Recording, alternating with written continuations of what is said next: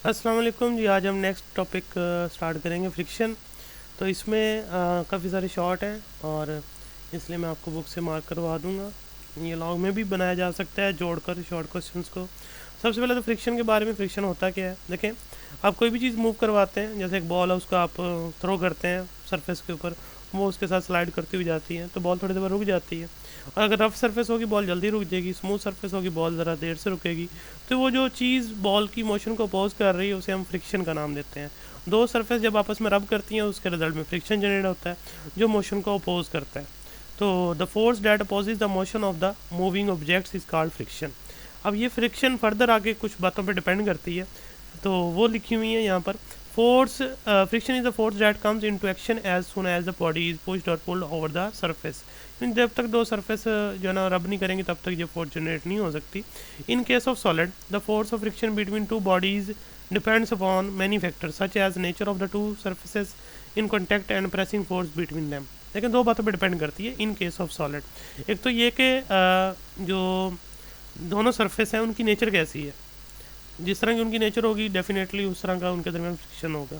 दूसरी बात ये कि प्रेसिंग फोर्स से मतलब ये कि एक चीज़ दूसरे के ऊपर पड़ी होगी तो उसका वेट कितना है दूसरी बॉडी के ऊपर, वो प्रेसिंग फोर्स उनके दरमियान। जैसे आप अपना हार्ड टेबल की सरफेस पे ईजिली रब कर सकते हैं, लेकिन अगर आप दबा के रब करेंगे डेफिनेटली डिफ़िकल्टी आएगी। वो जो प्रेसिंग फोर्स अगर वो बढ़ेगी तो फ्रिक्शन भी बढ़ जाती है। तो अगर सरफेस जो प्लेन होगी तो जाहिर सी बात है वो फ्रिक्शन भी कम होगी, सरफेस अगर स्मूथ नहीं होगी तो फ्रिक्शन ज़्यादा होगी। उसके बाद फिर नेक्स्ट ये चार्ट क्वेश्चन आता है। ये तो सिंपल आपसे पूछा जाएगा डिफाइन फ्रिक्शन और उसका फैक्टर, आपने ये डेफिनेशन लिखनी है और या ये पूछा गया तो ये भी साथ लिखना है जो हाईलाइट किया गया है। उसके बाद क्वेश्चन लिखा हुआ है why friction opposes motion, question भी लिखा हुआ है आंसर भी साथ है। फ्रिक्शन जो है वो मोशन को अपोज क्यों करती है। देखें इसमें कोई भी सरफेस अगर आप उसको देखें माइक्रोस्कोपिकली तो कोई भी सरफेस परफेक्टली स्मूथ नहीं होती। हर सरफेस के ऊपर जो है ना पिट्स और पम्प्स होते हैं। तो अब ये क्या होते हैं, ये देखें यहाँ पर एक बड़ा ब्लॉक पड़ा हुआ है, ये उसके ऊपर छोटा ब्लॉक, इनके दरमियान ये कॉन्टैक्ट पॉइंट्स हैं। ये कॉन्टैक्ट पॉइंट को हमने जूम किया, देखें उन दोनों की सरफेस बिल्कुल जूम नहीं स्मूथ नहीं है, प्लेन नहीं है बिल्कुल।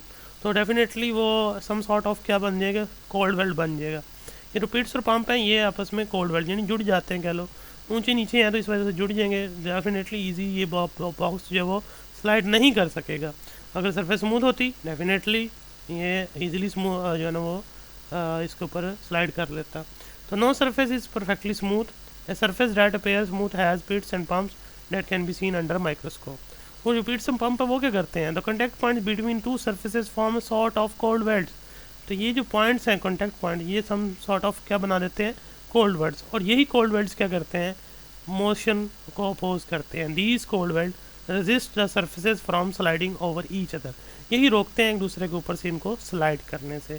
तो जिस सरफेस की नेचर इस तरह की होगी डेफिनेटली वहाँ पर ये चीज़, ये फ्रिक्शन वाला जो फैक्टर है वो ज़्यादा हो जाएगा, क्योंकि कोल्ड वेल्ड जो ना ज़्यादा जनरेट होंगे, मोशन भी ज़्यादा अपोज होगी।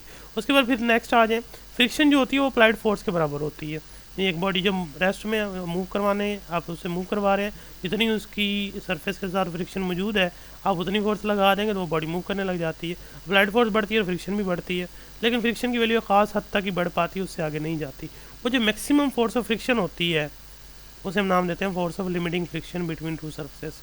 यानी आपने दो सरफेस जो है ना वो जैसे ये दोनों अगर लकड़ी के हैं, आपने ये ऊपर वाला जो ब्लॉक है उसकी जगह आपने कोई छोटा बड़ा ब्लॉक ले आए, फिर और बड़ा ले आए, आप वेट बढ़ाते जा रहे हैं, इनके दरमियान प्रेसिंग फोर्स बढ़ाते जा रहे हैं। प्रेसिंग फोर्स जितना होगी जितना ऊपर वाले का वेट होगा और जो कि इसके नॉर्मल के बराबर होगा, यानी जो नॉर्मल है वो भी उतना ही आएगा, यानी जितना एक्शन उतना रिएक्शन होगा।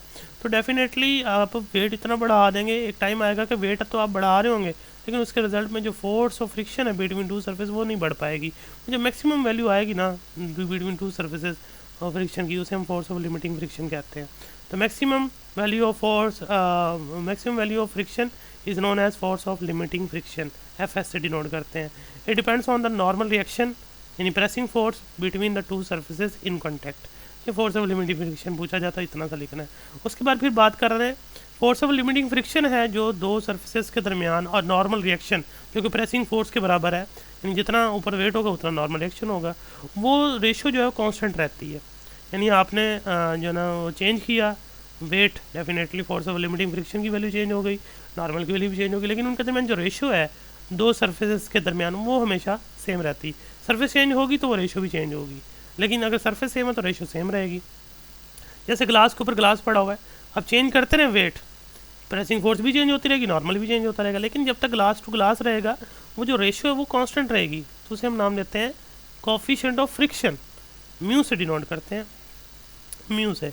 Mu is equal to f s over r. अब एफ एस निकालना है, आर इधर आके मल्टीप्लाई हो गया म्यू के साथ। तो आर है वो मैंने बोला ये रिएक्शन है जो कि प्रेसिंग फोर्स के बराबर होगा। प्रेसिंग फोर्स कितनी, जितना वेट होता है, तो वेट होता है एम जी, वहाँ पुट कर दें इसकी जगह, एफ एस जो आ जाएगा वो म्यू एम जी आ जाएगा। ये यहाँ तक शॉर्ट क्वेश्चन है कोफिशिएंट ऑफ फ्रिक्शन का। तो नेक्स्ट जो है वो ये साइड बॉक्स में दिया हुआ है डिफरेंट सरफेस के दरमियान जो कोफिशिएंट ऑफ फ्रिक्शन है, तो ये अपने याद रखने हैं, ये एमसीक्यूज में पूछे जा सकते हैं। उसके बाद देखें ये दो एडवांटेजेस लिखने हैं या दो सिचुएशन लिखनी है जहाँ पर फ्रिक्शन की ज़रूरत होती है, ये भी क्वेश्चन आता है। एक तो ये लिखा हुआ है friction is needed to walk on the ground. अगर फ्रिक्शन नहीं होगी आपके पाँव और सरफेस के दरमियान तो डेफिनेटली आप मूव नहीं कर सकते। कभी आपने देखा हो जो अगर बिल्कुल टाइल्स का फर्श है या मार्बल है, पानी गिरा हो तो आप नंगे पाँव जो है ना उस पर चलना या स्लिपर के साथ चलना डिफ़िकल्ट होता है, क्योंकि बिल्कुल सरफेस स्मूथ हो जाती है, फ्रिक्शन ना होने के बराबर होती है, तो चलना मुश्किल हो जाता है। तो फ्रिक्शन ज़रूरी है वॉक करने के लिए। इसके अलावा ये साइड पर मैंने एक साथ स्टिकी नोट्स लगाया, देख लें। Friction is needed to stop the moving vehicle, यानी अगर अब रोड और टायर के दरमियान फ्रिक्शन नहीं हो पाएगी या आप जो अप्लाई करते हैं ब्रेक लेज़र वो अप्लाई नहीं करेंगे तो वो गाड़ी नहीं रुक सकती। तो इसलिए मूविंग बॉडीज़ को रोकने के लिए भी फ्रिक्शन की ज़रूरत है। ये दो आप जो है ना वो शॉर्ट क्वेश्चन के लिए तैयार कर लीजिएगा। क्वेश्चन आएगा right the situation in which friction is needed, यानी दो सिचुएशन लिखें जिसके अंदर फ्रिक्शन की ज़रूरत होती है। तो ये शॉर्ट क्वेश्चन थे सारे, ये आपने तैयार करने।